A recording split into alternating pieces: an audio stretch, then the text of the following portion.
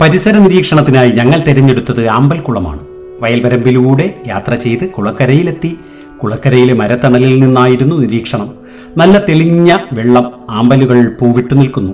ഏതാനും ജലസസ്യങ്ങളും പായലും മരത്തിൽ നിന്ന് കൊഴിഞ്ഞു വീണ ഇലകളും മറ്റും വെള്ളത്തിൽ കാണാം. കുളക്കരയിൽ പുല്ലുകളും വള്ളിച്ചെടികളും കുറ്റിച്ചെടികളും വളർന്നു നിൽക്കുന്നു. കുളക്കരയിലെ ഞാവൽ മരത്തിൽ കിളികൾ, അണ്ണാൻ, മരയോന്ത്, ചിലന്തി എന്നിവയും ഉറുമ്പുകൾ ഉൾപ്പെടെയുള്ള ചെറുപ്രാണികളും ഉണ്ട്. കുളത്തിൽ നിറയെ മത്സ്യങ്ങൾ ഉണ്ടായിരുന്നു. വെള്ളത്തിനു മുകളിൽ വന്ന് വായ് പിളർക്കും. തവള, വാൽമാക്രി, ഞണ്ട്, ഒച്ച്, ജലപ്രാണികൾ തുടങ്ങിയവയാണ് അമ്പൽക്കുളത്തിലെ മറ്റ് അന്തേവാസികൾ. കുളത്തിൽ ചെറുകല്ലുകളിട്ട് ഓളങ്ങളുണ്ടാക്കി ഞങ്ങൾ കളിച്ചു. കുളക്കരയിലെ കുളിർമയിൽ നേരം പോയത് അറിഞ്ഞതേയില്ല. ഒരു കുളക്കരയിലേക്ക് എത്തിയ കൂട്ടുകാർ കണ്ട കാഴ്ചകളാണ് ഇവിടെ നമ്മൾ കണ്ടത്. അപ്പോൾ കുളം ഒരുപാട് ജീവജാലങ്ങൾ വസിക്കുന്ന ഒരു സ്ഥലമാണ്. വെള്ളവും വായുവും മണ്ണും ഒക്കെ ആ കുളത്തെ സമ്പുഷ്ടമാക്കി നിർത്തുന്നുണ്ട്. അവിടെ ഒരുപാട് ജീവജാലങ്ങൾ ജീവിക്കാൻ, അവയ്ക്ക് ജീവിക്കുന്നതിന് ആവശ്യമായിട്ടുള്ള ധാരാളം സാഹചര്യങ്ങൾ കാണാൻ കഴിയുന്നുണ്ട്. അപ്പോൾ അങ്ങനെ ജീവജാലങ്ങളും അവ വസിക്കുന്ന ചുറ്റുപാടുകളും അവയുമായുള്ള ബന്ധവും ഒക്കെ മനസ്സിലാക്കുന്നതിന് ഒരു പാഠം നമുക്ക് ഈ വർഷത്തെ ആദ്യ പാഠം പരിസര പഠനത്തിൽ നമുക്ക് അതിലേക്കുള്ള കൂടുതൽ കാര്യങ്ങൾ മനോഹരമായിട്ട് ഈ വീഡിയോയിലൂടെ മനസ്സിലാക്കാം. കുളക്കരയിൽ ചെന്നപ്പോൾ എന്തെല്ലാം ജീവികളെയാണ് നമ്മൾ കണ്ടത്? വെള്ളത്തിൽ ജീവിക്കുന്ന പല ജീവികളുമുണ്ട്. തവള, മത്സ്യം, ഞണ്ട് തുടങ്ങിയവയൊക്കെ ജലത്തിൽ ജീവിക്കുന്നവയാണെന്ന് നാം കണ്ടു. അതുപോലെ ചിലവ മരത്തിലാണ് വസിക്കുന്നത്. മറ്റു ചില ജീവികളെയും നമ്മൾക്ക് കാണാൻ കഴിയും. അണ്ണാൻ, കിളികൾ തുടങ്ങിയിട്ടുള്ളവ മരത്തിലാണ് വസിക്കുന്നത്. എല്ലാ ജീവികൾക്കും വസിക്കുവാൻ സ്ഥലം ആവശ്യമാണ് എന്ന് നമ്മൾക്കറിയാം. ജലത്തിൽ ജീവിക്കുന്ന മത്സ്യത്തിനും തവളയ്ക്കുമൊക്കെ കരയിൽ ജീവിക്കുവാൻ കഴിയുമോ? മത്സ്യത്തിനെ കരയിലേക്ക് പിടിച്ചിടുമ്പോൾ അത് ചത്തുപോകുന്നു. എന്നാൽ തവള വെള്ളത്തിൽ നിന്ന് കരയിലേക്ക് എടുത്തിടുമ്പോഴോ അവിടെയും ചാടിച്ചാടി നടക്കുന്നത് നമുക്ക് കാണാം. ജലത്തിൽ ജീവിക്കുന്ന ചില ജീവികൾ ജലത്തിൽ മാത്രമേ ജീവിക്കാൻ കഴിയൂ എന്നുള്ളവയാണ്. എന്നാൽ ചിലവയാണെങ്കിലോ ജലത്തിലും കരയിലും ഒരുപോലെ ജീവിക്കുവാനും കഴിയും. ഈ കാര്യങ്ങളൊക്കെ ചെറിയ ക്ലാസ്സുകളിൽ നിങ്ങൾ മനസ്സിലാക്കിയിട്ടുണ്ട്. ജലത്തിൽ ജീവിക്കുന്ന മത്സ്യത്തെ നമുക്കൊന്ന് നിരീക്ഷിച്ചാലോ? ജലത്തിൽ ജീവിക്കുന്നതിന് സഹായകമായ എന്തെല്ലാം പ്രത്യേകതകൾ അതിനുണ്ട്? ഒരു മത്സ്യത്തിൻ്റെ ചിത്രം ഒന്ന് വരച്ചു നോക്കിക്കോളൂ. മത്സ്യത്തിൻ്റെ ആകൃതിക്ക് എന്തെങ്കിലും പ്രത്യേകത കാണാൻ കഴിയുന്നുണ്ടോ? ഉണ്ടല്ലേ? അതിൻ്റെ മുന്നറ്റവും പിന്നറ്റവും കൂർത്തിട്ടാണ് ഇരിക്കുന്നത്. എന്തിനു വേണ്ടിയാണ് മത്സ്യത്തിന് ഈ ആകൃതി നൽകിയിരിക്കുന്നത്? മത്സ്യം എപ്പോഴും ജലത്തിലൂടെയാണ് സഞ്ചരിക്കുന്നത്. ജലത്തിലൂടെ തുളച്ച് വേഗത്തിൽ മുന്നോട്ട് പോകുവാൻ മുന്നറ്റം കൂർത്തിരിക്കുന്ന ആകൃതി അതിനെ സഹായിക്കും. മാത്രവുമല്ല, അതിൻ്റെ വാല് വെള്ളത്തിൽ ബാലൻസ് ചെയ്യുകയും അതിൻ്റെ ദിശ ക്രമീകരിക്കുകയും ഒക്കെ ചെയ്യാൻ സഹായകമായ വിധത്തിൽ ഉള്ളതാണ്. ഈ ചിത്രങ്ങൾ നോക്കൂ. വെള്ളത്തിലൂടെ സഞ്ചരിക്കുവാൻ നമ്മൾ ഉപയോഗിക്കുന്ന വാഹനങ്ങളുടെ ചിത്രങ്ങളാണിത്. എങ്കിൽ ഈ ചിത്രത്തിലെ ഒരെണ്ണം സാധാരണ വള്ളമാണ്, മറ്റേതാണെങ്കിൽ കുട്ടവള്ളമാണ്. ഇതിൽ ഏതായിരിക്കും വെള്ളത്തിലൂടെ വേഗതയിൽ പോവുക? നിങ്ങൾ യാത്ര ചെയ്തിട്ടുണ്ടോ ഇതിലൊക്കെ? മുന്നറ്റവും പിന്നറ്റവും ഒക്കെ കൂർത്തിരിക്കുന്ന ആകൃതിയിലുള്ള വള്ളമായിരിക്കും ജലത്തിലൂടെ വേഗതയിൽ നീങ്ങുന്നത്, അല്ലേ? അപ്പോൾ എന്തുകൊണ്ടായിരിക്കും അവ വേഗത്തിൽ മറ്റുള്ള കുട്ടവള്ളത്തിനേക്കാൾ വേഗത്തിൽ നീങ്ങുന്നത്? വെള്ളത്തിലൂടെ ഇങ്ങനെ തുളച്ച് വെള്ളത്തെ കീറി മുറിച്ചുകൊണ്ട് സഞ്ചരിക്കുവാൻ ആ കൂർത്ത ആകൃതി അവയ്ക്ക് സഹായകമാണ് എന്നുള്ളതാണ്. അതുകൊണ്ടാണ് കപ്പലുകൾക്കും ബോട്ടുകൾക്കുമെല്ലാം ഇത്തരത്തിലുള്ള ആകൃതി നൽകിയിരിക്കുന്നത്. വായുവിലൂടെ കുതിച്ചു പോകുന്ന വിമാനങ്ങളെ നോക്കിയാലും അവയ്ക്കും ഈ ആകൃതി തന്നെ ഏതാണ്ട് നമുക്ക് കാണാൻ കഴിയും. മത്സ്യങ്ങളുടെ വാല് യഥേഷ്ടം ചലിപ്പിക്കാൻ കഴിയുന്നതും പരന്നിരിക്കുന്നതുമാണ്. ഇതുപയോഗിച്ചാണ് ജലത്തിലൂടെ അവ നീന്തുന്നത്. അങ്ങനെ നീന്തുമ്പോൾ അവയുടെ ദിശ മാറ്റുകയും മറ്റും ചെയ്യുന്നത് ഈ വാൽ അതിൻ്റെ പ്രത്യേകത കൊണ്ടാണ്. അതുപോലെ അതിൻ്റെ ചെതുമ്പൽ ഒരു പ്രത്യേക രീതിയിൽ ക്രമീകരിച്ചിട്ടുണ്ട്. ശരീരത്തിൽ അടുക്കി ഒന്നിനു മീതെ മറ്റൊന്ന് ആയിട്ട് ക്രമീകരിച്ചിരിക്കുന്നത് കണ്ടിട്ടില്ലേ? അവയുടെ ശരീരത്തെ അങ്ങനെ പൊതിഞ്ഞു സൂക്ഷിച്ചിരിക്കുകയാണ്. അതുപോലെ മത്സ്യങ്ങൾ എപ്പോഴും വായ തുറക്കുകയും തലയുടെ ഇരുവശവുമുള്ള ഒരു ഭാഗം തുറന്നടയ്ക്കുകയും ഒക്കെ ചെയ്യുന്നത് നിങ്ങൾ കണ്ടിട്ടുണ്ടായിരിക്കും. എന്തിനു വേണ്ടിയാണ് ഇങ്ങനെ അവ ചെയ്യുന്നതെന്നറിയുമോ? വെള്ളത്തിൽ ലയിച്ചു ചേർന്നിരിക്കുന്ന വായുവാണ് അവ ശ്വസിക്കുന്നത്. ഈ വെള്ളത്തിലൂടെ എത്തുന്ന വായു ആണ് അവയുടെ ശരീരത്തിനകത്തുള്ള ചെകിളപ്പൂക്കളിലൂടെ കടന്നു പോകുമ്പോൾ വെള്ളത്തിൽ ലയിച്ചു ചേർന്നിട്ടുള്ള വായുവിനെ അവ ശരീരത്തിലേക്ക് ആഗിരണം ചെയ്യുന്നു. തലയ്ക്കകത്ത് പൂവ് പോലെയുള്ള ഒരു ഭാഗം നിങ്ങൾ കണ്ടിട്ടുണ്ടാകും, അതാണ് ചെകിളപ്പൂക്കൾ. അപ്പോൾ ശരീരത്തിൻ്റെ ആകൃതി, അവയുടെ ചിറകുകൾ, പിന്നെ വാൽച്ചിറക്, അതുപോലെ ചെതുമ്പലുകളുടെ ക്രമീകരണം, പിന്നെ മത്സ്യത്തെ നമ്മൾ പിടിക്കുമ്പോൾ അതിനൊരു വഴുവഴുപ്പുണ്ടല്ലോ, ആ വഴുവഴുപ്പ്, ഇതെല്ലാം ജലത്തിലൂടെ സഞ്ചരിക്കുന്നതിന് മത്സ്യങ്ങളെ സഹായിക്കുന്നു. ഈ സവിശേഷതകൾ ഉള്ളതുകൊണ്ടാണ് മത്സ്യങ്ങൾക്ക് ജലത്തിൽ ജീവിക്കുവാൻ സാധിക്കുന്നത്. ഇനി ചില സസ്യങ്ങളുടെ പ്രത്യേകതകളെക്കുറിച്ചാണ് നമ്മൾ മനസ്സിലാക്കാൻ പോകുന്നത്. ചിത്രങ്ങളൊന്ന് നിരീക്ഷിക്കൂ. നിങ്ങൾ കണ്ടിട്ടുണ്ടോ ഇത്തരം സസ്യങ്ങളെ? ഇവയുടെ പ്രത്യേകത എന്താണ്? സൂക്ഷിച്ചു നോക്കൂ. ഇവ സാധാരണയായി കാണുന്നത് എവിടെയാണ്? വെള്ളം വേണ്ടത്ര ലഭിക്കാത്ത പ്രദേശങ്ങളിൽ, പ്രത്യേകിച്ച് മരുഭൂമി പോലുള്ള പ്രദേശങ്ങളിൽ വളരുന്ന ചെടികളാണ് ഇവ. മറ്റു ചെടികളിൽ നിന്നും ഈ ചെടികൾക്കുള്ള പ്രത്യേകതകൾ എന്തൊക്കെയാണ്? നോക്കൂ, മരുഭൂമിയിലെ സസ്യങ്ങൾ, അവയെ മരൂരൂഹങ്ങൾ എന്ന് പറയുന്നു. സാധാരണയായി അവയ്ക്ക് ഇലകൾ കാണാറില്ല, അഥവാ ഇലകൾ ഉണ്ടെങ്കിൽ തന്നെ വളരെ ചെറുതായിരിക്കും. അവയുടെ തണ്ട് നല്ല കട്ടിയുള്ള മാംസളമുള്ള ഭാഗങ്ങളാണ്. പലപ്പോഴും അവയിൽ മുള്ളുകൾ നിറഞ്ഞിരിക്കുകയും ചെയ്യും. വളരെ മാംസളമായിരിക്കുന്നത് കൊണ്ട് അവയിൽ ധാരാളം ജലം സംഭരിച്ചു വയ്ക്കാൻ കഴിയും. പച്ച നിറമുള്ളത് കൊണ്ട് തന്നെ ഇലയുടെ ധർമ്മം, അതായത് ആഹാരം നിർമ്മിക്കുന്ന ജോലിയെല്ലാം ഈ തണ്ടുകൾ തന്നെ ചെയ്യുന്നു എന്നുള്ളതാണ്. ഈ തണ്ടുകൾ നമ്മൾ സൂക്ഷിച്ചു നോക്കിയാൽ അവയിൽ കട്ടിയുള്ള മെഴുകുപോലുള്ള ഒരു ആവരണമുണ്ട്, ഒരു പ്ലാസ്റ്റിക് പേപ്പർ കൊണ്ട് പൊതിഞ്ഞതുപോലെ. അവയുടെ തണ്ടുകളെ ഈ ആവരണം കൊണ്ട് ഭദ്രമായി സൂക്ഷിച്ചിരിക്കുന്നത് എന്തിനാണെന്ന് അറിയുമോ? ശക്തമായ വെയിലിൽ അവയുടെ ശരീരത്തിൽ നിന്നും വെള്ളം ആവിയായി നഷ്ടപ്പെട്ടു പോകാതെ തടയുവാൻ ഈ ആവരണം അവയെ സഹായിക്കുന്നു. അതുപോലെ അവയുടെ വേരുകൾക്കും ഒരു പ്രത്യേകതയുണ്ട്. അത് മണ്ണിലേക്ക് വളരെയധികം താഴ്ന്നിറങ്ങാൻ കഴിവുള്ളവയാണ്. വളരെ ആഴത്തിൽ നിന്നുപോലും വെള്ളം വലിച്ചെടുത്ത് വളരുവാൻ ഇത് അവയെ സഹായിക്കുന്നു. മരുഭൂമിയിൽ വളരുന്ന ഈ സസ്യങ്ങളെ മരൂരൂഹങ്ങൾ അഥവാ സിറോഫൈറ്റ് എന്ന് പറയുന്നു. ഈ പറഞ്ഞ പ്രത്യേകതകൾ, അതായത് ഇലകൾ അധികമായി കാണുന്നില്ല, തണ്ടുകൾ തന്നെ ഇലകളുടെ ജോലി ചെയ്യുന്നു, തണ്ടുകൾ പച്ചനിറമുള്ളതും മാംസളവുമായിരിക്കും, ധാരാളം ജലം അതിൽ സംഭരിച്ചു വയ്ക്കാൻ അവയിലൂടെ സാധിക്കുന്നു, അവയുടെ പുറത്ത് ജലനഷ്ടം തടയുന്നതിനായി മെഴുകുപോലുള്ള പദാർത്ഥം കൊണ്ടുള്ള ആവരണമുണ്ടായിരിക്കും, വളരെയധികം താഴ്ചയിൽ വളർന്ന വേരുകൾ ആഴത്തിൽ നിന്ന് പോലും ജലം വലിച്ചെടുക്കുവാൻ അവയെ സഹായിക്കുന്നു.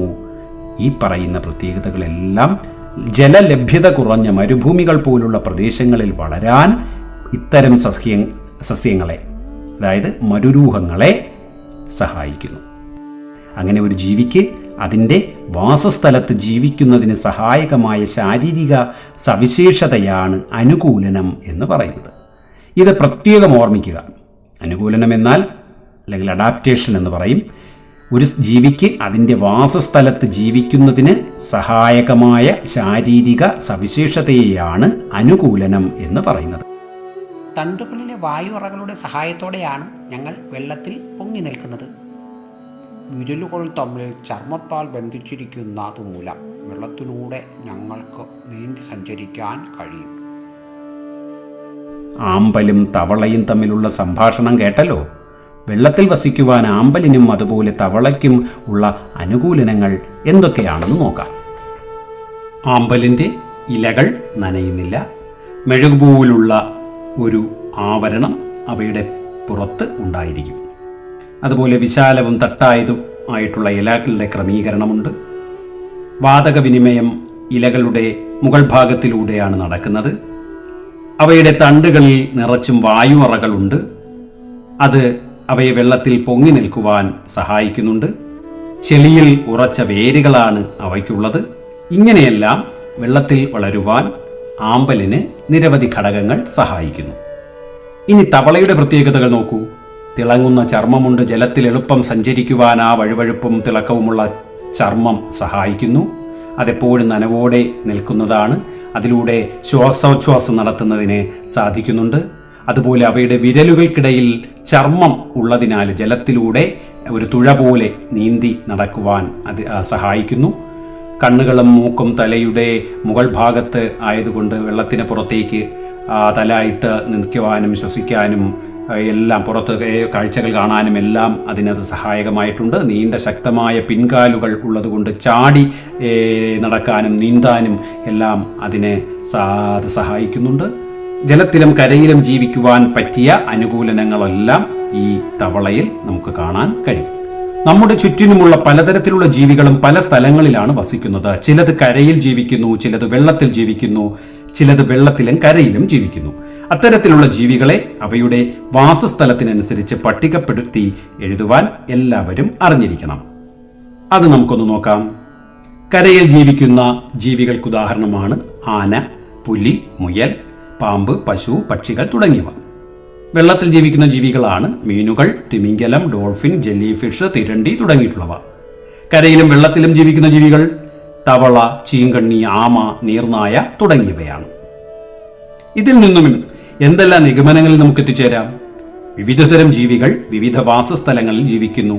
ആ വാസസ്ഥലങ്ങളിൽ ജീവിക്കുന്നതിന് ആവശ്യമായ തരത്തിലുള്ള ശാരീരികമായ പല പ്രത്യേകതകളും ഓരോ ജീവികൾക്കും ഉണ്ടായിരിക്കും തുടങ്ങിയ നിഗമനങ്ങളിലേക്കാണ് നമ്മൾ എത്തിച്ചേർന്നത്. ഇനി ഈ ജീവികൾ പറയുന്നതൊന്ന് ശ്രദ്ധിച്ചു നോക്കൂ. ഒട്ടകത്തിനും പെൻഗ്വിനും അവയുടേതായ ജീവിത സാഹചര്യങ്ങൾക്കനുസരിച്ച് ജീവിക്കുവാൻ ചില പ്രത്യേകതകളുണ്ട്. ഒട്ടകം സാധാരണയായി മരുഭൂമികളിലാണ് കാണപ്പെടുന്നത്. അതിശൈത്യമുള്ള മഞ്ഞുമൂടിയ പ്രദേശങ്ങളിലാണ് പെൻഗ്വിൻ വസിക്കുന്നത്. എന്തെല്ലാമാണ് ഈ പ്രദേശങ്ങളിൽ ജീവിക്കാൻ ആവശ്യമായ വിധത്തിൽ ഇവയ്ക്കുള്ള അനുകൂലനങ്ങൾ? നമുക്ക് നോക്കാം. ഒട്ടകത്തിന് അവയുടെ മുതുകത്തൊരു വലിയ കൂന് നമുക്ക് കാണാം. ഇത് കൊഴുപ്പ് സംഭരിക്കുന്ന ഭാഗമാണ്. ഊർജത്തിനായിട്ട് കൊഴുപ്പ് ധാരാളം അവിടെ ശേഖരിച്ചു വയ്ക്കുന്നു. അങ്ങനെ ദീർഘനേരം ജലം സൂക്ഷിക്കുവാനുള്ള കഴിവ് അവയ്ക്കുണ്ട്. ശരീരത്തിലൂടെയുള്ള ജലനഷ്ടവും വളരെ കുറവായിരിക്കും. പിന്നെ പരന്നതും വിസ്താരമുള്ളതുമായിട്ടുള്ള പാദങ്ങൾ മണലിൽ താഴ്ന്നു പോകാതിരിക്കുവാൻ സഹായിക്കുന്നുണ്ട്. ശരീരത്തിൻ്റെ താപനില ക്രമീകരിക്കാനുള്ള കഴിവ് അവയ്ക്കുണ്ട്. അത് അമിത ചൂടിനെ നിന്ന് അതിജീവിക്കുവാൻ അതിനെ സഹായിക്കുന്നു. അതുപോലെ മണൽക്കാറ്റിനെയൊക്കെ പ്രതിരോധിക്കുന്ന കണ്ണുകളും മൂക്കും ഒക്കെ ഉണ്ട്. ദീർഘനേരം തുറക്കാവുന്ന മൂക്കാണ്. അതുപോലെ കണ്ണിലെ രോമങ്ങൾ, ഇതെല്ലാം അതിന് സഹായിക്കുന്നുണ്ട്. മുൾച്ചെടികളും വരണ്ട സസ്യങ്ങളുമാണ് ഇവ ആഹാരമാക്കുന്നത്. അതിന് തക്കതായ കട്ടിയുള്ള ചുണ്ടുകൾ അവയ്ക്കുണ്ട്. ചൂടും തണുപ്പും പ്രതിരോധിക്കുന്ന കട്ടിയുള്ള തൊലി. ഇതെല്ലാം മരുഭൂമിയിൽ, നല്ല വെയിലുള്ള ചൂടുള്ള മരുഭൂമിയിൽ ജീവിക്കുവാൻ ഒട്ടകത്തിന് ഉള്ള സവിശേഷതകളാണ്. ഇനി പെൻഗ്വിനാണെങ്കിലോ കഠിനമായ മഞ്ഞുകാലം സഹിക്കാനുള്ള കഴിവ് അവയ്ക്കുണ്ട്. ഭക്ഷണത്തിനായി ആഴങ്ങളിൽ നീന്താനുള്ള കഴിവ്, മീൻ, krill എന്നിവയൊക്കെയാണ് ഇവ ഭക്ഷിക്കാറുള്ളത്. നീന്താനും കരയിലൂടെ നടക്കാനും അവയ്ക്ക് കഴിയും. അതിനുള്ള പ്രത്യേക രീതിയിലുള്ള കൈകാലുകളൊക്കെയാണ് അവയ്ക്കുള്ളത്. മുട്ട വിരിയുന്ന സമയത്ത് താപനില ക്രമീകരിച്ച് കുഞ്ഞുങ്ങളെയൊക്കെ പരിപാലിക്കാൻ അവയ്ക്ക് കഴിയും. ചൂടിനെ പ്രതിരോധിക്കുന്ന കട്ടിയുള്ള തൂവലും കൊഴുപ്പും, അതുപോലെ തണുപ്പിനെയും സംരക്ഷിക്കുവാൻ അതിലൂടെ അവയ്ക്ക് സാധിക്കുന്നുണ്ട്. കൂട്ടമായി ജീവിക്കുകയും കുഞ്ഞുങ്ങളെയൊക്കെ സംരക്ഷിക്കുകയും ചെയ്യുന്ന ജീവിയാണ് പെൻഗ്വിൻ. പിന്നെ വെള്ളത്തിനടിയിൽ വ്യക്തമായി കാണാനുള്ള കഴിവ്, അതിലൂടെ ഇരകളെയൊക്കെ പെട്ടെന്ന് കണ്ടെത്താൻ പെൻഗ്വിന് സഹായിക്കുന്നു. ഇങ്ങനെ നിരവധി പ്രത്യേകതകളാണ് പെൻഗ്വിനെ ഇത്തരത്തിലുള്ള ധ്രുവപ്രദേശങ്ങളിലും മറ്റുമൊക്കെ ജീവിക്കുവാൻ പ്രാപ്തമാക്കുന്നത്. കങ്കാരു എലി എന്ന് നിങ്ങൾ കേട്ടിട്ടുണ്ടോ?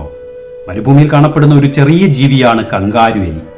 മരുഭൂമിയിൽ ജീവിക്കുന്നതിനുള്ള നിരവധി അനുകൂലനങ്ങൾ ഈ ജീവിക്കുണ്ട്. പകൽ സമയത്തെ ചൂട് അതിജീവിക്കുന്നതിന് വളരെ ആഴങ്ങളിൽ മാളങ്ങൾ ഉണ്ടാക്കി അതിനുള്ളിലാണ് ഇവ ജീവിക്കാറുള്ളത്. രാത്രികാലങ്ങളിലാണ് ഇവ ഇര തേടുന്നത്.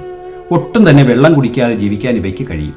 പ്രധാന ആഹാരമായ ധാന്യങ്ങളിൽ നിന്നും വിത്തുകളിൽ നിന്നും ശരീരത്തിലെ കൊഴുപ്പിൽ നിന്നുമൊക്കെ ഇവയ്ക്ക് ആവശ്യമായ ജലം ലഭിക്കുന്നു. വിയർപ്പിലൂടെയും മൂത്രത്തിലൂടെയും ഉള്ള ജലനഷ്ടം വളരെ കുറവാണ്. നീളം കൂടിയ പിൻകാലുകൾ ഉപയോഗിച്ച് കങ്കാരുവിനെ പോലെ ചാടിച്ചാടിയാണ് ഇവ സഞ്ചരിക്കുന്നത്. കവിൾ ഭാഗത്തുള്ള സഞ്ചിയിൽ ധാന്യങ്ങളും വിത്തുകളും ശേഖരിച്ചു വയ്ക്കുവാനും ഇവയ്ക്ക് കഴിയും. എന്തെല്ലാം അത്ഭുതങ്ങളാണ് ഈ പ്രകൃതിയിലല്ലേ! ചെറുമീനുകൾ, തവളകൾ, ചെറിയ പാമ്പുകൾ, കീടങ്ങൾ, പുഴു, കിടപ്പുഴു, ചെമ്മീൻ പോലുള്ള ചെറു ജലജീവികൾ, ഞണ്ട്, ഷെല്ലുള്ള ചെറുജീവികൾ, ചെറു എലികൾ. കൊക്കിന് വയലിൽ നിന്ന് എന്തൊക്കെയാണ് ലഭിക്കുക?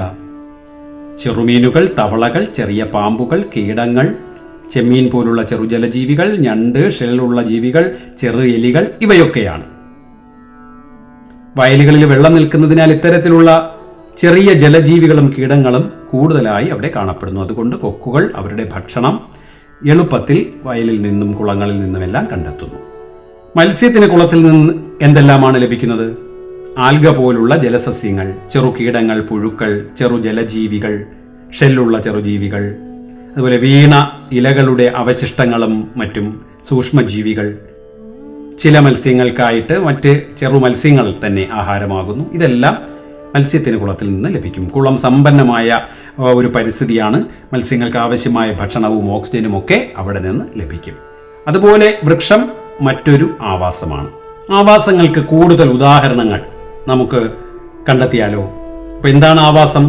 ഒരു ജീവി ജീവിക്കുന്ന ചുറ്റുപാടാണ് അതിൻ്റെ വാസസ്ഥലം അഥവാ ആവാസം. ജീവിയുടെ നിലനിൽപ്പിന് ആവശ്യമായ എല്ലാ ഘടകങ്ങളും ആവാസത്തിലുണ്ട്. കുളം, പുഴ, വയൽ എന്നിവയെല്ലാം ആവാസങ്ങൾക്ക് ഉദാഹരണമാണ്. ഇത് മറക്കാതെ ഓർമ്മിച്ചു വയ്ക്കണം എല്ലാവരും. വിവിധ ആവാസ വ്യവസ്ഥകൾക്ക് കൂടുതൽ ഉദാഹരണങ്ങൾ നമുക്ക് നോക്കാം. മഴക്കാടുകൾ, മരുഭൂമി, സമുദ്രം, പുൽമേട്, വൃക്ഷം, പർവ്വതം, തീരപ്രദേശം, നഗരം ഇവയെല്ലാം വിവിധ ആവാസങ്ങൾക്ക് ഉദാഹരണങ്ങളാണ്.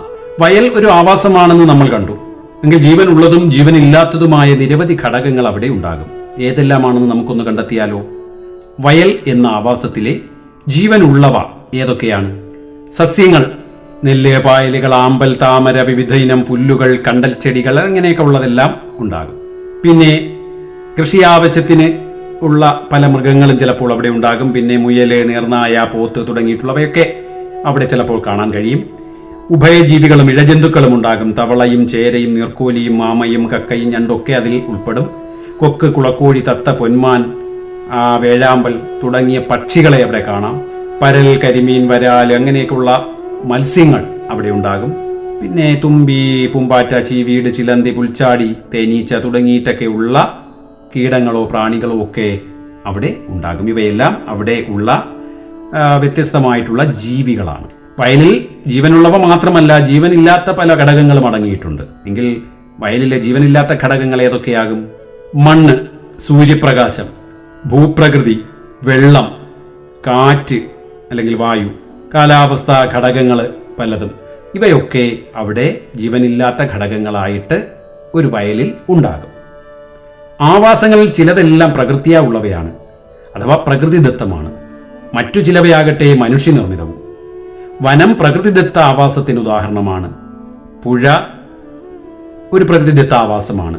വൃക്ഷവും പ്രകൃതിദത്ത ആവാസമാണ്. എന്നാൽ ഇപ്പോൾ നിങ്ങളുടെ വിദ്യാലയത്തിൽ ഒരു ജൈവ വൈവിധ്യ പൂന്തോട്ടമുണ്ടെന്ന് വിചാരിക്കുക. ആ പൂന്തോട്ടമോ അത് കുട്ടികളും അധ്യാപകരും എല്ലാം ചേർന്ന് ഉണ്ടാക്കിയെടുത്ത ഒരു ആവാസമാണ്. അവിടെ നിരവധി സസ്യങ്ങളും അതിനെ ആശ്രയിച്ച് ജീവിക്കുന്ന ചെറുതും വലുതുമായ ജീവിവർഗങ്ങളും ഒക്കെ ഉണ്ടാകാം. അത് നിർമ്മിച്ചതായതുകൊണ്ട് മനുഷ്യനിർമ്മിതമായ ആവാസത്തിന് ഉദാഹരണമാണ്. പ്രകൃതിദത്ത ആവാസങ്ങൾക്കും മനുഷ്യനിർമ്മിത ആവാസങ്ങൾക്കും കൂടുതൽ ഉദാഹരണങ്ങൾ നോക്കാം. പ്രകൃതിദത്ത ആവാസങ്ങളാണ് വനങ്ങൾ, നദികൾ, തടാകങ്ങൾ, സമുദ്രങ്ങൾ, മലനിരകൾ, തണ്ണീർത്തടങ്ങൾ തുടങ്ങിയവ. മനുഷ്യനിർമ്മിത ആവാസങ്ങളാണ് നഗരങ്ങൾ, കൃഷിസ്ഥലങ്ങൾ, തോട്ടങ്ങൾ, പാർക്കുകൾ, അതുപോലെ ഡാമുകൾ, ജലസംഭരണികൾ, അക്വേറിയങ്ങൾ, മൃഗശാലകൾ. ഇതെല്ലാം മനുഷ്യനിർമ്മിതമായിട്ടുള്ള ആവാസങ്ങൾക്ക് ഉദാഹരണങ്ങളാണ്.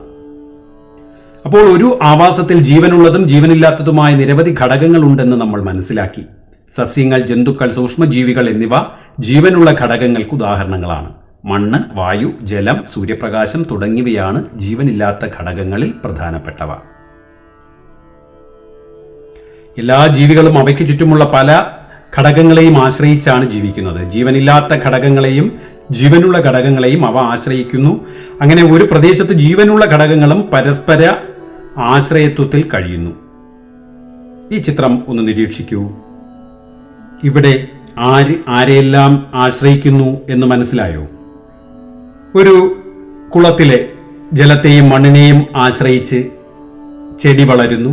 സൂര്യപ്രകാശവും അത് വളരുവാൻ ആവശ്യമാണ്. അപ്പോൾ ചെടി വെള്ളം, മണ്ണ്, സൂര്യപ്രകാശം എന്നിവയെ ആശ്രയിക്കുന്നു. ആ ചെടിയെ ആശ്രയിച്ച് പുൽച്ചാടി വളരുന്നു. പുൽച്ചാടിയെ ആശ്രയിച്ച് തവള ജീവിക്കുന്നു. തവളയെ ആശ്രയിച്ച് പാമ്പ് ജീവിക്കുന്നു. പാമ്പിനെ ആശ്രയിച്ച് പരുന്ത് ജീവിക്കുന്നു.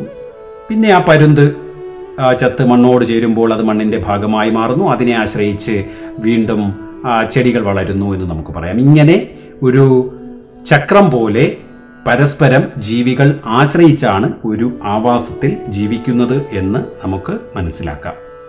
ആവാസ വ്യവസ്ഥ അല്ലെങ്കിൽ എക്കോസിസ്റ്റം, ജീവനുള്ള ഘടകങ്ങളും ജീവനില്ലാത്ത ഘടകങ്ങളും പരസ്പര ആശ്രയത്വത്തിൽ കഴിയുന്ന ചുറ്റുപാടാണ് ആവാസ വ്യവസ്ഥ. വൃക്ഷം, വയൽ, കുളം, അരുവി, കുന്ന്, കാവ് തുടങ്ങിയവ ചെറിയ ആവാസ വ്യവസ്ഥകളാണ്. വനം, പുൽമേട്, മരുഭൂമി, കടൽ, ധ്രുവപ്രദേശം തുടങ്ങിയവയൊക്കെ വലിയ ആവാസ വ്യവസ്ഥകളുമാണ്. ഇത് നന്നായിട്ട് മനസ്സിലാക്കുക.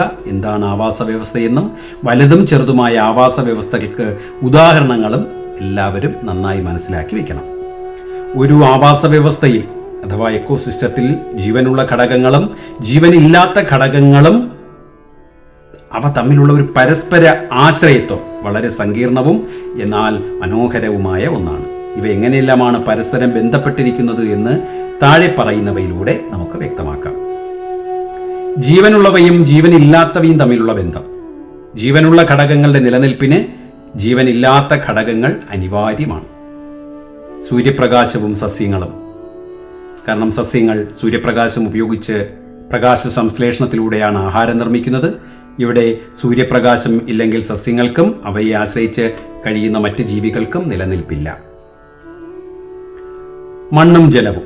സസ്യങ്ങൾ വളരാൻ ആവശ്യമായ ജലവും ലവണങ്ങളും മണ്ണിൽ നിന്ന് സ്വീകരിക്കുന്നു. വായു.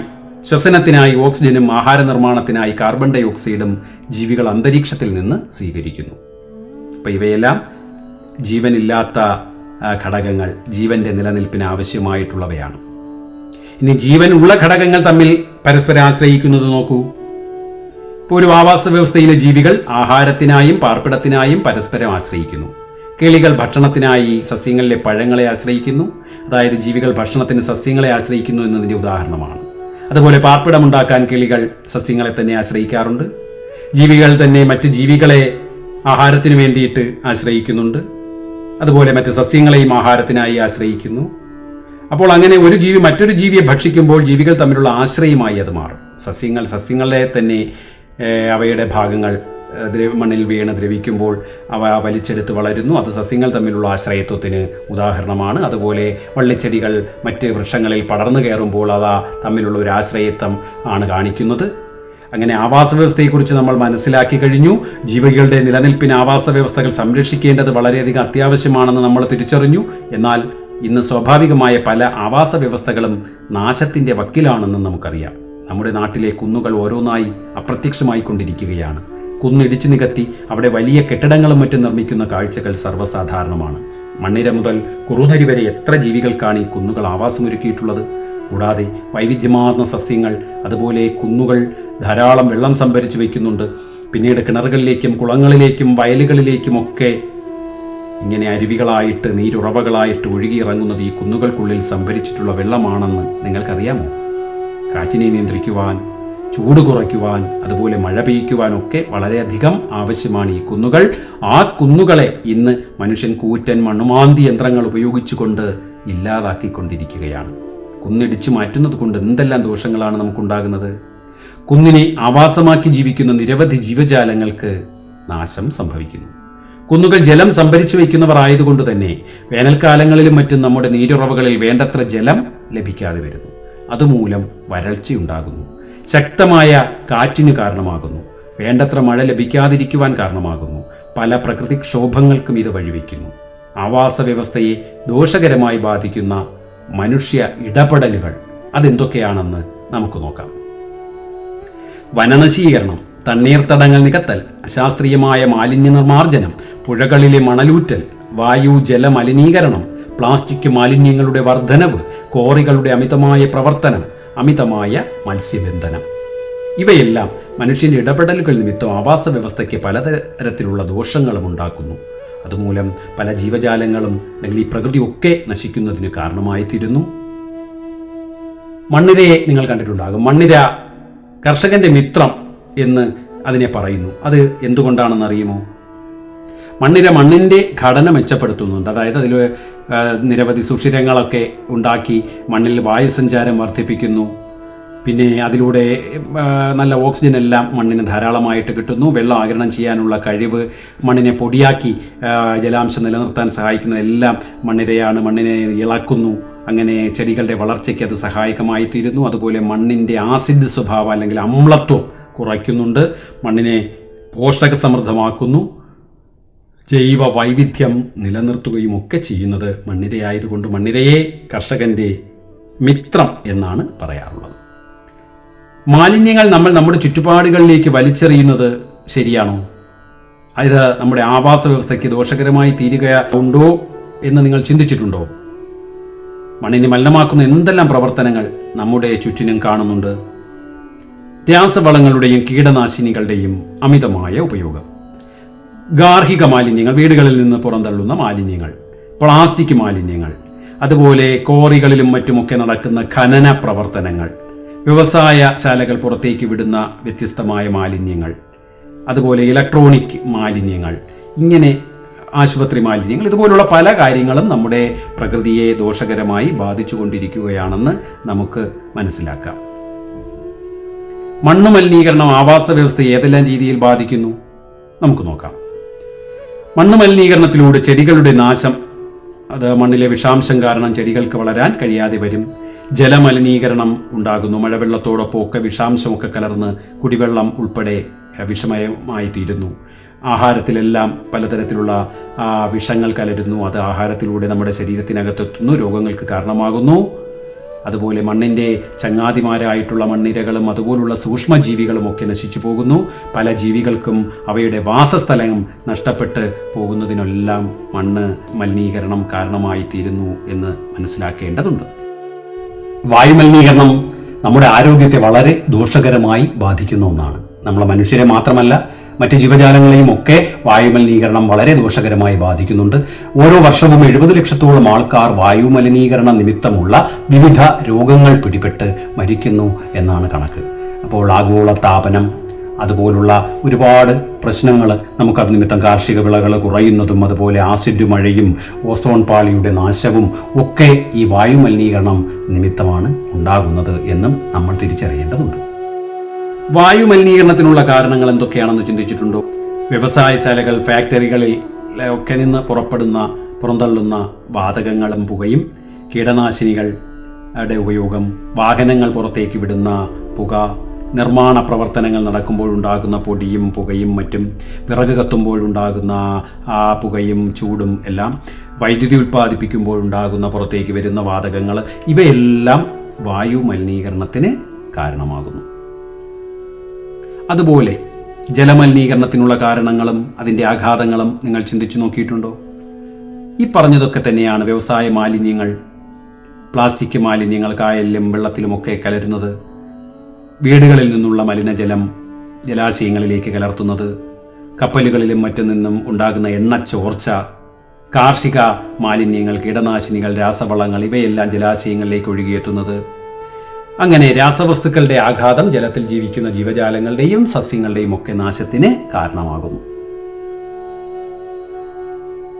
വിവിധ രാസപദാർത്ഥങ്ങളുടെ സാന്നിധ്യം മൂലം ജലം മലിനമാകുന്നു. ജലം വിവിധ ആരോഗ്യ പ്രശ്നങ്ങളും രോഗങ്ങളും ഉണ്ടാക്കുന്നു. ജലത്തിൽ ഓക്സിജന്റെ അളവ് കുറയുന്നത് മലിനീകരണം മൂലമാണ്. ഇത് ജലത്തിൽ ജീവിക്കുന്ന ജീവികളുടെ ജീവന് തന്നെ ഭീഷണിയാണ്.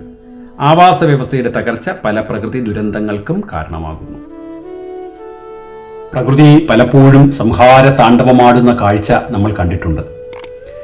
ഭൂകമ്പമായും അതുപോലെ പ്രളയമായും അങ്ങനെ വെള്ളപ്പൊക്കമായൊക്കെ വ്യത്യസ്തമായ രീതിയിൽ നമ്മൾക്ക് നമ്മുടെ കേരളത്തെ തന്നെ വിഴുങ്ങിയ കാഴ്ചകൾ നമ്മൾ കണ്ടതാണ്. വയനാട് ചൂരൽമലയിൽ നടന്ന ഉരുൾപൊട്ടലിൻ്റെ ആ ദുഃഖദുരിതങ്ങൾ നമ്മുടെ മനസ്സിൽ നിന്ന് ഇനിയും മാഞ്ഞു പോയിട്ടില്ല. നമുക്കറിയാം, നമ്മുടെ വിദ്യാലയം പോലെ ഒരു വിദ്യാലയം ഒറ്റ രാത്രി കൊണ്ട് ആ മലവെള്ളപ്പാച്ചിലിൽപ്പെട്ട് ഒഴുകിപ്പോയതും അവിടെ പഠിക്കുന്ന കുട്ടികളും ആ നാട്ടുകാരായിട്ടുള്ള ഒരുപാട് പേർക്ക് ജീവൻ നഷ്ടപ്പെട്ടതും, അങ്ങനെ ഒരു ഗ്രാമം ഒന്നടങ്കം ഒഴുകിപ്പോയ വളരെ ദുഃഖകരമായ ഒരു കാഴ്ച നമ്മൾ കണ്ടതാണ്.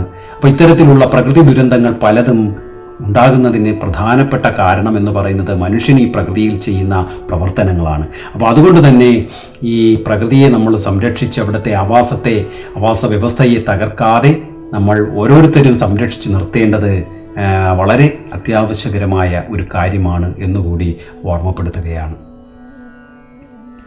പ്രകൃതി ദുരന്തങ്ങൾ പരിസ്ഥിതിക്കും ജീവജാലങ്ങൾക്കും വലിയ നാശനഷ്ടമുണ്ടാക്കുന്നു. സ്വാഭാവിക കാരണങ്ങളാൽ മനുഷ്യന്റെ ഇടപെടൽ വഴിയോ പ്രകൃതി ദുരന്തമുണ്ടാകാം. പ്രകൃതി ദുരന്തങ്ങളെ അതിജീവിക്കുവാൻ ഭരണകൂടങ്ങൾ യഥാസമയം വേണ്ട മുന്നറിയിപ്പുകൾ നൽകാറുണ്ട്. ഇത് നോക്കൂ, വെള്ളപ്പൊക്കമുണ്ടാകുമ്പോൾ ലഭിക്കുന്ന മുന്നറിയിപ്പുകളാണിത്. വെള്ളപ്പൊക്ക മുന്നറിയിപ്പ് ലഭിച്ചാൽ നമുക്ക് എന്തെല്ലാം മുൻകരുതലുകൾ സ്വീകരിക്കാം? സുരക്ഷിത സ്ഥാനത്തേക്ക് നമുക്ക് മാറുന്നതിന് വേണ്ട തയ്യാറെടുപ്പുകൾ ആദ്യം നടത്തണം. അടിയന്തിരമായിട്ടുള്ള കിറ്റുകൾ തയ്യാറാക്കണം. വൈദ്യുതി ബന്ധം വിച്ഛേദിക്കണം. പിന്നെ പ്രധാനപ്പെട്ട രേഖകളൊക്കെ സുരക്ഷിതമാക്കണം. വിലപിടിപ്പുള്ള വസ്തുക്കൾ വീടിൻ്റെ മുകൾ നിലയിലേക്കോ മറ്റോ ഒക്കെ മാറ്റിവെക്കണം. പിന്നെ വെള്ളപ്പൊക്കമുള്ള സ്ഥലങ്ങളിലൂടെ യാതൊരു കാരണവശാലും സഞ്ചരിക്കുവാൻ ഇടവരരുത്. തിളപ്പിച്ചാറിയ വെള്ളം മാത്രം കുടിക്കാൻ ശ്രദ്ധിക്കുക. കിംവദന്തികൾ, അതായത് വെറുതെ ആളുകൾ ഓരോന്ന് പറഞ്ഞു പരത്തുന്നതൊന്നും വിശ്വസിക്കാതെ ഔദ്യോഗികമായിട്ടുള്ള അറിയിപ്പുകൾ മാത്രം നമ്മൾ ശ്രദ്ധിക്കണം. ഇങ്ങനെയുള്ള മുൻകരുതലുകൾ എല്ലാം നമ്മൾ എടുക്കേണ്ടതാണ്. പ്രധാനപ്പെട്ട പ്രകൃതി ദുരന്തങ്ങൾ: ഭൂകമ്പം അല്ലെങ്കിൽ ഭൂമികുലുക്കം, സുനാമി, ഉരുൾപൊട്ടൽ, കാട്ടുതീ, വെള്ളപ്പൊക്കം, ചുഴലിക്കാറ്റ്, വരൾച്ച, പിന്നെ ചില ഭൂമിക്കുള്ളിൽ നിന്നുള്ള അഗ്നിപർവ്വതങ്ങളോ അതുപോലുള്ള പൊട്ടിത്തെറികളോ ഒക്കെ എല്ലാം പ്രകൃതി ദുരന്തങ്ങൾക്ക് ഉദാഹരണങ്ങളാണ്. അപ്പോൾ കരയിലും കടലിലുമുള്ള എണ്ണമറ്റ ജീവജാലങ്ങളുണ്ട്. അവയെല്ലാം അവയ്ക്ക് ഇണങ്ങുന്ന തരത്തിലുള്ള അല്ലെങ്കിൽ അവ വസിക്കുന്ന പരിസ്ഥിതിക്ക് ഇണങ്ങി ജീവിക്കുന്നു, പരസ്പര ആശ്രയത്വത്തോടെ ജീവിക്കുന്നു. അവയെല്ലാം സംരക്ഷിച്ച് നിർത്തുന്നതിലൂടെ മാത്രമേ ഈ ഭൂമി എന്ന് പറയുന്ന മനോഹരമായ ഗോളത്തെ ഈ ജൈവ സമ്പുഷ്ടമാക്കി ജീവനുള്ള ഒരു ഗ്രഹമാക്കി മാറ്റി നിർത്തുവാനായിട്ട് നമ്മൾക്കെല്ലാം സാധിക്കുകയുള്ളൂ. ആവാസ വ്യവസ്ഥകളാണ് ഓരോ ജീവൻ്റെയും അടിസ്ഥാനമായിട്ട് നിലനിൽക്കുന്നത്. അതിനെ സംരക്ഷിക്കേണ്ടത് നമ്മളുടെ ഓരോരുത്തരുടെയും കടമയാണ് എന്ന് തിരിച്ചറിഞ്ഞുകൊണ്ട് നമ്മൾ പ്രകൃതിയെ സംരക്ഷിക്കുന്ന നിരവധി പ്രവർത്തനങ്ങളിൽ ഏർപ്പെടണം. ഈ ഓർമ്മപ്പെടുത്തലുകളെല്ലാമാണ് ഈ ഒരു അധ്യായത്തിലൂടെ നിങ്ങൾക്ക് മുന്നിലേക്ക് നൽകിയിരിക്കുന്നത്. അപ്പോൾ നമ്മുടെ ഭൂമിയെ രക്ഷിക്കാൻ നമ്മൾ തന്നെ മുന്നിട്ടിറങ്ങേണ്ടതുണ്ട് എന്ന ഓർമ്മപ്പെടുത്തലൂടെ ഈ പാഠത്തിലുള്ള നമ്മൾ ഇതുവരെ ചർച്ച ചെയ്തു വന്ന കാര്യങ്ങളൊക്കെ ഓരോന്നായിട്ട് നന്നായി മനസ്സിലാക്കിക്കൊണ്ട് ഇതിൻ്റെ വിലയിരുത്തൽ ചോദ്യങ്ങളിലേക്കൊക്കെ കടന്ന് ഇതിൽ നിന്ന് തന്നെ ഉത്തരവുമെല്ലാം നമുക്ക് കണ്ടെത്താൻ സഹായിക്കുന്ന രീതിയിലേക്ക് നിങ്ങളുടെ പഠനം മുന്നോട്ട് പോകട്ടെ എന്ന് ആശംസിച്ചുകൊണ്ട് ഈ അധ്യായത്തിൻ്റെ ക്ലാസ് നമ്മളിവിടെ അവസാനിപ്പിക്കുകയാണ്.